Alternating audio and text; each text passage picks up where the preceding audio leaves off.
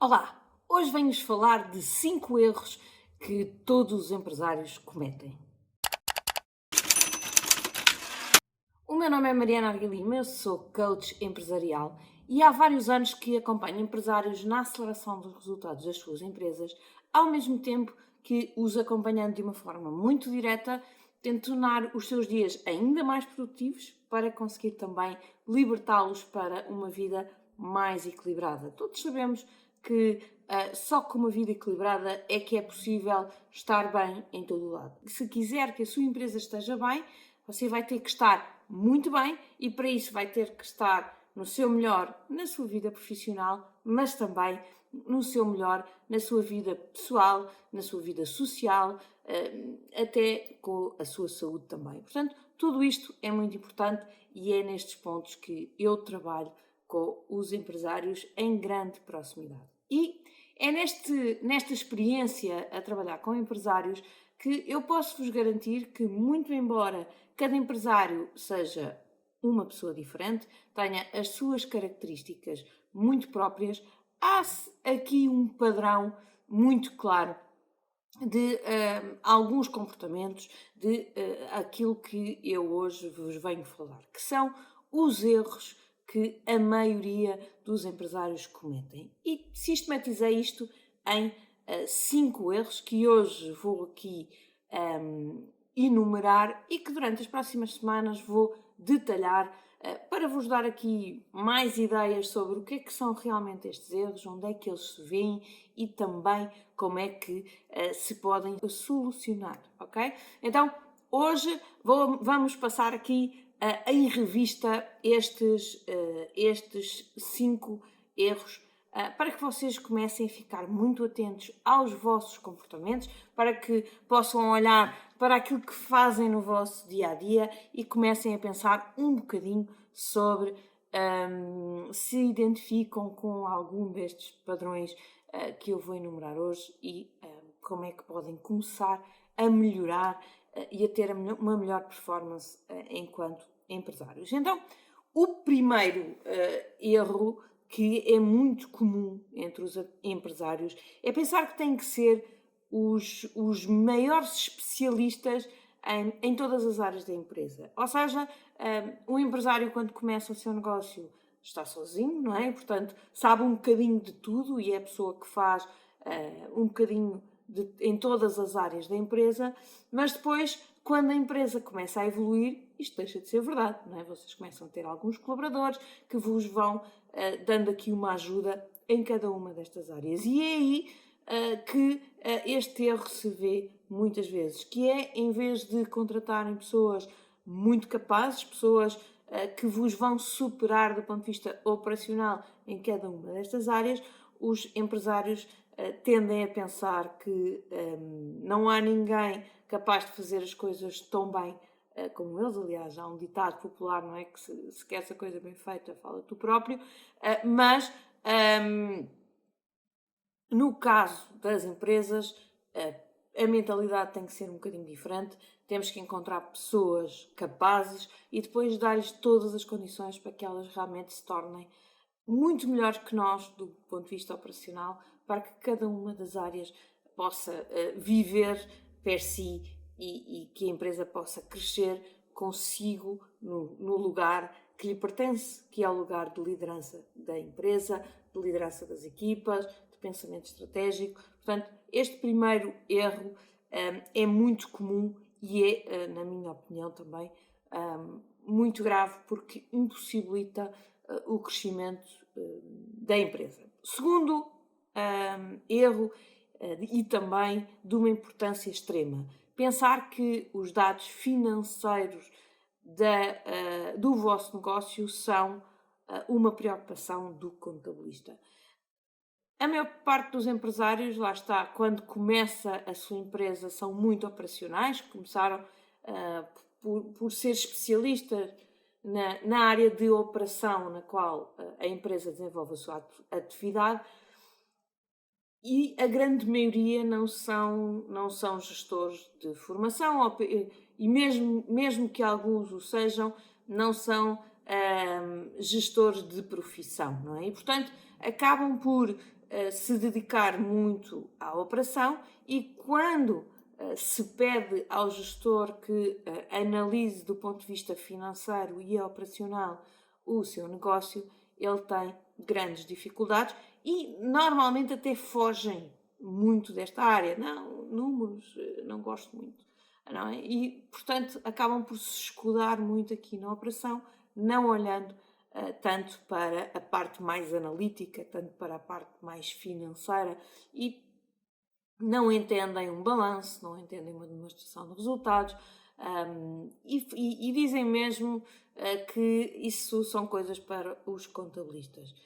Na minha opinião, e porque já trabalhei com muitas empresas, aquilo que eu vos quero alertar é que isso é muito perigoso. Não entender a parte financeira da vossa empresa pode ser aqui a sentença de morte ou pelo menos de grandes dificuldades na vossa empresa. Por isso, obviamente não têm que ser contabilistas, mas entender do ponto de vista financeiro e dedicar uma parte do vosso tempo a esta parte mais analítica do vosso negócio é crítico para que o mesmo possa sobreviver e, idealmente, prosperar. Não é? Portanto, aqui o segundo ponto. O terceiro ponto é o focar-se no curto prazo. As empresas, obviamente, que têm sempre muitos desafios de curto prazo, não é? Eu tenho sempre aquela fatura para pagar, ou aquele fornecedor para negociar, ou aquele cliente que está a ligar com uma reclamação. Há todos os dias, na nossa empresa, independentemente da dimensão da empresa, independentemente da área de atividade, há sempre muitos desafios de curto prazo. E se eu estiver sempre focada em resolver os desafios de curto prazo, eu não vou ter tempo para me dedicar a olhar para o futuro, a pensar naquilo que eu quero na empresa no longo prazo. Não vou ter tempo para fazer aqui um planeamento estratégico e, portanto, as minhas decisões de curto prazo vão ser sempre aquilo que eu costumo dizer das vistas curtas, não é? Porque eu vou estar a decidir o que é, se quer ir para a esquerda ou para a direita com base num critério de muito curto prazo. Porque eu não sei o que é que vem lá longe, o que é que eu quero que venha lá longe, não é? E como dizia o gato no filme da Alice no País das Maravilhas, que a Alice pergunta-lhe se ela deve ir para a esquerda ou para a direita, e o gato pergunta-lhe, mas para onde é que tu queres ir? A Alice responde, não sei. E o gato obviamente lhe diz, então Alice, qualquer caminho serve. Porque efetivamente, se eu não sei para onde é que é o meu destino, então é difícil de tomar boas decisões no curto prazo. E por isso, aqui o focar-se no curto prazo, embora seja obviamente mais normal, não é? Porque eu tenho ali uma coisa que tenho que fazer e é agora, e portanto isso acaba por ultrapassar sempre as coisas que vêm mais para a frente, porque essas eu posso ir adiando. Mas a minha sugestão é que comecem a gerir o vosso tempo, não por uma questão de calendário, mas por uma questão de importância. Há coisas de curto prazo que são muito pouco importantes, muito pouco relevantes para o meu negócio e, portanto, que eu posso ou até não fazer, mas pelo menos delegar certamente noutras pessoas para que o façam. Para quê? Para que eu possa ganhar tempo para efetivamente tomar estas decisões de longo prazo que irão certamente ter uma repercussão muito maior no meu negócio. Por isso, focar-se no curto prazo também é aqui um dos erros muito comuns nos empresários. O quarto ponto é o não dar atenção aos processos de recrutamento. Estamos numa fase em que os recursos têm sido um bem escasso e que recrutar está a ser cada vez mais difícil. E muitas vezes a opção dos empresários acaba por ser epá, isto já é tão difícil de encontrar pessoas, já é tão difícil encontrar alguém com duas mãos, com tudo certinho, não é? Que a primeira pessoa que aparecer, a gente recruta, a gente põe a trabalhar e depois logo se vê. Eu percebo que em momentos mais difíceis possa parecer a melhor opção, porque temos coisas para fazer e, portanto, qualquer pessoa à partida é capaz de fazer, mas eu diria que é um risco muito grande. E principalmente, obviamente, quando estamos a falar de funções com um bocadinho mais de responsabilidade, com um bocadinho mais de requisitos, o processo de recrutamento deve ser cada vez mais cuidado. Tenho muita gente que diz, Mariana, mas eu já fiz processos altamente complexos, com muitas etapas, com muitos requisitos, e falhei, portanto agora não quero nem saber. E a minha pergunta é, se em processos mais complexos já falhou, imagine em processos com os quais não tem cuidado. A probabilidade de erro é muitíssimo superior. E, na minha opinião, é preferível não contratar do que contratar errado. Contratar errado é um custo muitíssimo elevado. Primeiro, porque aquela pessoa me vai dar trabalho, eu vou ter que lhe ensinar, eu vou ter que a integrar, vou ter que, eu ou alguém dentro da organização, perder muito tempo para a conseguir integrar e pôr a fazer algumas das coisas que é suposto ela fazer dentro da minha organização e fazer, obviamente, bem feito. E depois, no dia em que eu decidir que ela já não é a pessoa certa e, portanto, vou ter que a despedir, isso é um custo muito elevado também, não é? Porque todos sabemos que despedir pessoas é, para já, um processo difícil e depois um processo que normalmente acarreta alguns custos. Mas, para mim, um custo maior ainda do que tudo isto que eu estou a dizer é o custo de ter a pessoa errada na minha organização. Imaginem uma maçã podre num cesto de maçãs boas. Estão a ver qual é o efeito?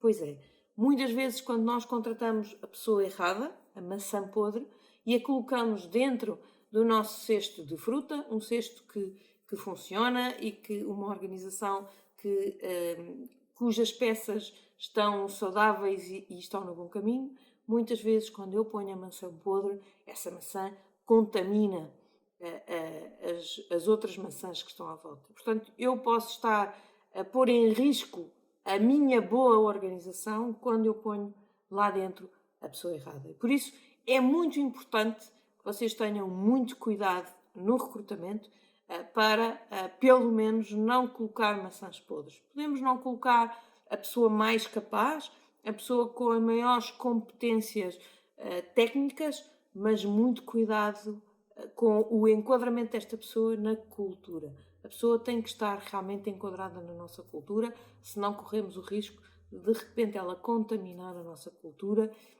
e mesmo depois de a despedir, ela deixar ali alguns bichinhos nas maçãs que estavam saudáveis e de repente cria ali um problema difícil de resolver. Quinto erro muito comum, não responsabilizar a equipa, não viver uma cultura de prestação de contas. É crítico, na sequência até do primeiro erro, de eu achar que tenho que ser a pessoa que sabe mais e a pessoa que acaba por ser ali a peça mais influente do ponto de vista operacional, é muito importante para que eu não tenha que o ser, que tenha pessoas na organização capazes de exercer este cargo de responsabilidade e de criar bons resultados na empresa dentro da minha organização. Eu tenho que, através do bom recrutamento, encontrar pessoas capazes de assumir responsabilidades, de perceber os desafios que têm, de encontrar soluções e depois de ter aqui a tal cultura de prestação de contas. As pessoas nas organizações devem ser muito orientadas a resultados. Devem deixar de ser orientadas a horas de trabalho, a tarefas e passar a ser orientadas a resultados. Eu não estou ali para trabalhar das 9 às 6 e para fazer a tarefa A, B, C e D. Eu estou ali para fazer, obviamente, estas coisas, mas acima de tudo criar resultados. Eu devo ter um olhar crítico ao que é que eu estou a fazer para garantir que entrego no meu horário de trabalho o melhor resultado possível para que depois, obviamente, isso repercuta do ponto de vista do cliente, das compras, da faturação e que traga os melhores resultados possíveis para a empresa como um todo. Portanto, é muito importante que as pessoas, os nossos colaboradores, estejam orientados a resultados e à prestação de contas. Temos que olhar para o controlo de uma forma muito positiva, de uma forma muito construtiva. Prestação de contas, controlo desses resultados é uma coisa positiva. Não é o capataz da fábrica que anda com o chicote para que a pessoa corra, não é nada disto, é dar à pessoa mecanismos de se superar, de ser cada vez melhor e de entregar cada vez mais e melhor. Portanto, para isto, não há nada melhor do que ter um indicador que me diz se eu estou a ir no bom caminho, se eu estou a fazer alguma coisa mal. Para quê? Porque se o indicador me disser que eu estou a fazer alguma coisa mal, eu devo ser crítica àquilo que estou a fazer e devo tentar melhorar cada vez um bocadinho mais, para entregar mais. Não é trabalhar mais horas, é trabalhar melhor. As organizações devem cada vez se preocupar mais em melhorar as formas de trabalho. E para isso, a prestação de contas é um ponto muito, muito importante.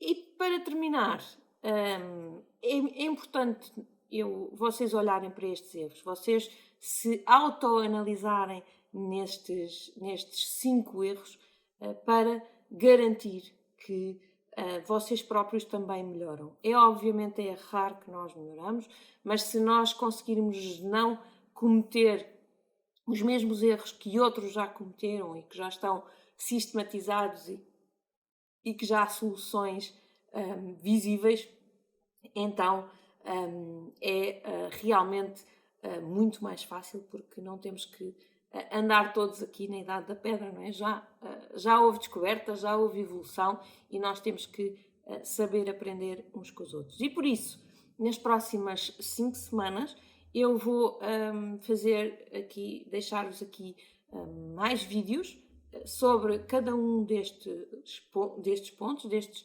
5 erros que eu vou relembrar. Pensar que têm que ser os maiores especialistas em todas as áreas da vossa empresa.